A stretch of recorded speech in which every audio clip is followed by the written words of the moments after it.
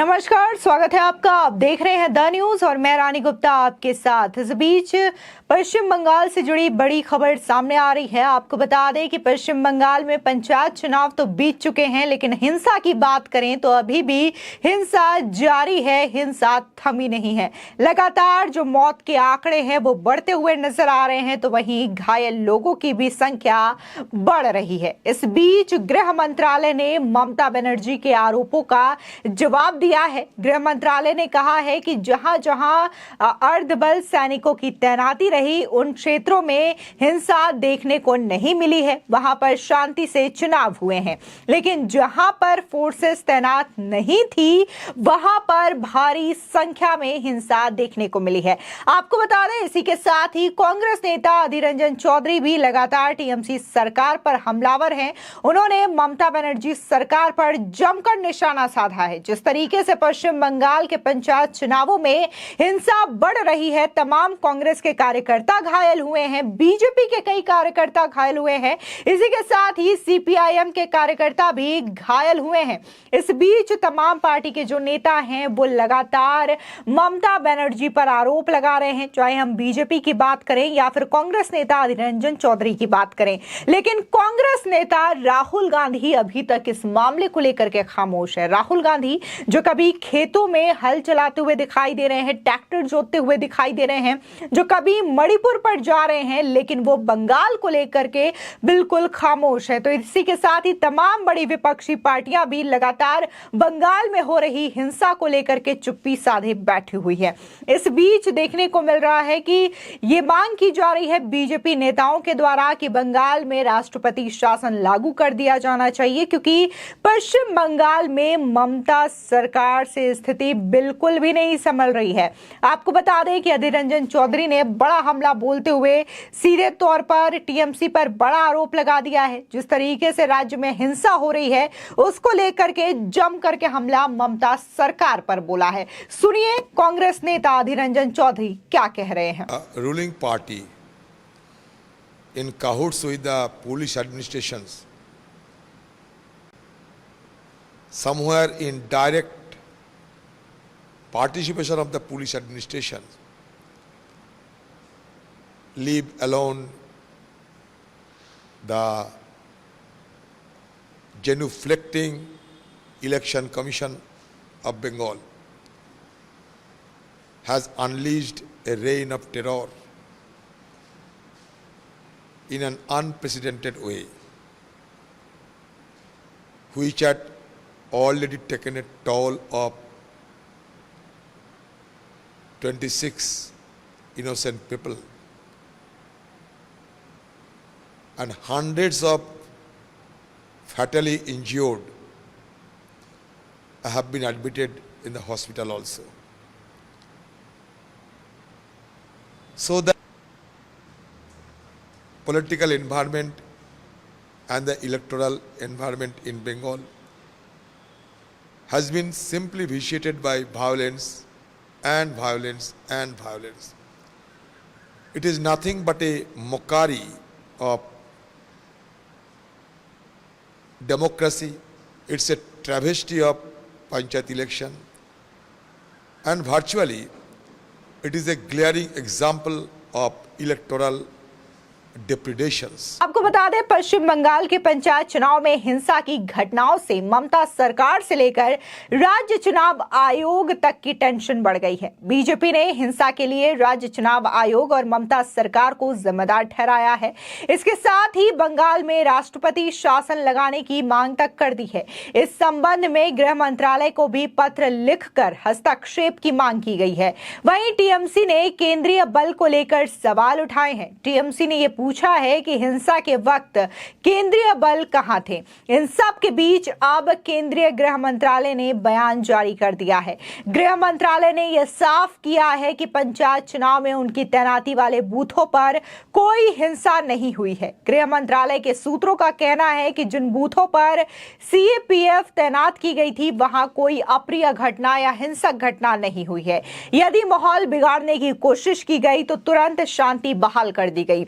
संवेदनशील बूथों पर सीएपीएफ को तैनात किया जाना चाहिए था, लेकिन संबंधित जिलों के डीएम ने केंद्रीय बलों को तैनात करने की योजना बनाई। डीएम ने जिन बूथों पर केंद्रीय बल को सुरक्षा के लिए भेजा, वहां सीएपीएफ ने व्यवस्था संभाली। गृह मंत्रालय का कहना है कि राज्य चुनाव आयोग ने सीएपीएफ की 825 कंपनियां मांगी थी, जिनमें से 649 कंपनियां राज्य को भेजी गई। बाकी बल अभी भी राज्य में पहुंच रहा है। राज्य चुनाव आयोग का सहयोग नहीं मिलने के कारण पूरा केंद्रीय बल समय से नहीं पहुंच सका। इस संबंध में सीएपीएफ कोऑर्डिनेटर ने राज्य चुनाव आयुक्त को पत्र लिखा। इसमें उन्होंने एसईसी से कहा है कि उन्होंने सीएपीएफ को संवेदनशील क्षेत्रों बूथों की सूची नहीं दी है। आपको बता दें कि इससे पहले भी जो बीएसएफ के डीआईजी हैं गुलेरिया, उन्होंने बकायदा ये स्पष्ट किया है कि उन्होंने कई बार खत लिख करके ममता सरकार और चुनाव आयोग से यह अपील की थी कि राज्य की जो संवेदनशील एरिया है उनकी लिस्ट प्रदान की जाए, लेकिन इसके बावजूद राज्य चुनाव आयोग और ममता सरकार ने इस पर ध्यान ही नहीं दिया था। बताते हैं कि आखिर गृह मंत्रालय की ओर से इस मामले को लेकर के और क्या बातें कही गई हैं। पहला, राज्य चुनाव आयोग ने सीएपीएफ की तैनाती के लिए देर से डिमांड भेजी। ट्रेनों और रसद की व्यवस्था करने में समय लगता है, ये काम रातों रात नहीं किया जा सकता। दूसरा, राज्य चुनाव आयोग की ओर से सीएपीएफ कंपनियों के आने जाने और पोस्टिंग के बारे में जानकारी दी जाती है, उसी के आधार पर सीएपीएफ को तैनात किया जाता है। अब तक स्टेट इलेक्शन कमीशन ने तैनाती के बारे में जानकारी शेयर नहीं किया, बल्कि उनसे कहा गया कि तैनाती के लिए डीएम से पूछे, जिससे इसमें समय लगा। उत्तर बंगाल में तैनाती के लिए उत्तर पूर्व की कंपनियां जाती है। हालांकि वे पहले कोलकाता आए और फिर 2 अतिरिक्त दिनों की यात्रा करके उत्तर बंगाल पहुंचे। साथ ही इलेक्शन कमीशन की ओर से स्पष्टता न होने के कारण ऐसा हुआ। सुबह हुई बैठक में भी इलेक्शन कमीशन ने स्थान साझा नहीं किए थे। वहीं कुछ कंपनियां आज देर शाम तक आनी है। नोडल अधिकारियों ने पेशकश की थी कि आज शाम आने वाली कंपनियों का इस्तेमाल स्ट्रांग रूम की सुरक्षा के लिए किया जा सकता है। जिन कंपनियों को सुबह स्ट्रांग रूम ड्यूटी के लिए तैनात किया गया है, उनका इस्तेमाल बूथों में किया जा सकता था, लेकिन इलेक्शन कमीशन सहमत नहीं हुआ।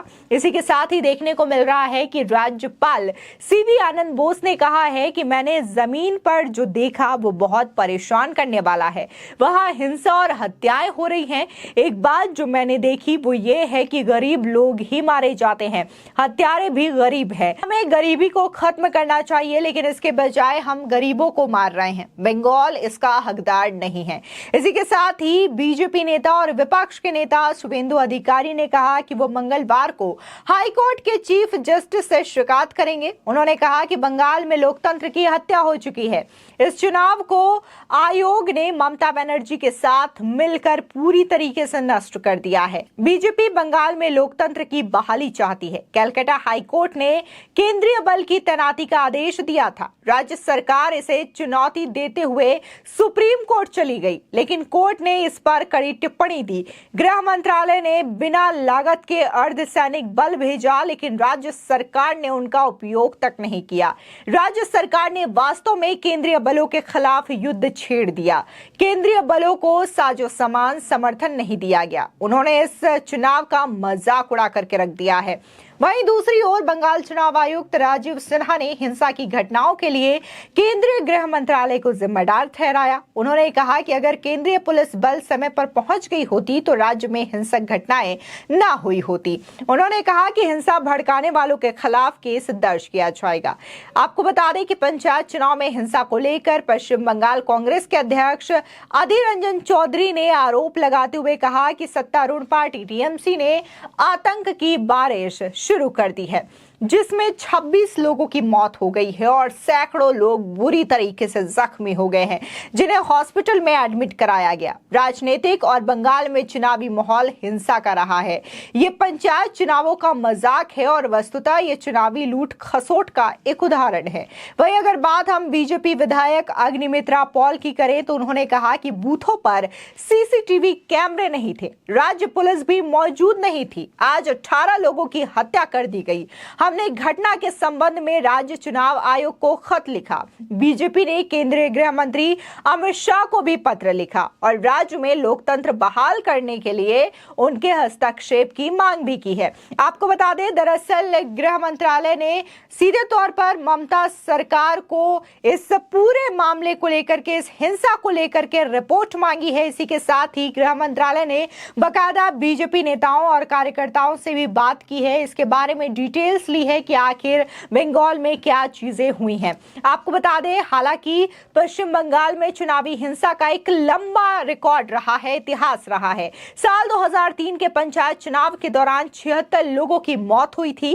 चुनाव के दिन 40 से ज्यादा लोग मारे गए थे। 2018 की बात करें तो 2018 के पंचायत चुनाव में भी हिंसा का यही पैटर्न देखने को मिला था। तब चुनाव में 10 मौतें हुई थी। इस साल एक बार फिर से हिंसा की घटनाओं ने पुराने दौर को याद दिला दिया है। इतना ही नहीं, शनिवार की हिंसा ने पिछले चुनाव के आंकड़ों को भी पीछे छोड़ दिया है। बता दें कि 8 जून 2023 को पंचायत चुनाव की घोषणा के दिन से ही लगातार राज्य के कई हिस्सों से हिंसा की खबरें आ रही हैं। पिछले 30 दिनों में हुई हिंसक झड़पों में अब तक 37 लोगों की मौत हो चुकी है। वोटिंग के दिन ही 19 लोगों की जान चली गई है। हालांकि कुछ लोगों का यह भी कहना है कि ये जो है वो अगर चीजें रिकॉर्ड पे नहीं है, कई तो मौतें ऐसी भी होंगी जो कि रिकॉर्ड पे नहीं है। अगर उन मौतों का आंकड़ा देखा जाए तो ये गिनती और भी ज्यादा जा सकती है। फिलहाल इस खबर को लेकर के आपकी क्या राय है, हमारे कमेंट सेक्शन में जरूर बताएं। आगे की और भी अपडेट के लिए चैनल को सब्सक्राइब करना ना भूलें।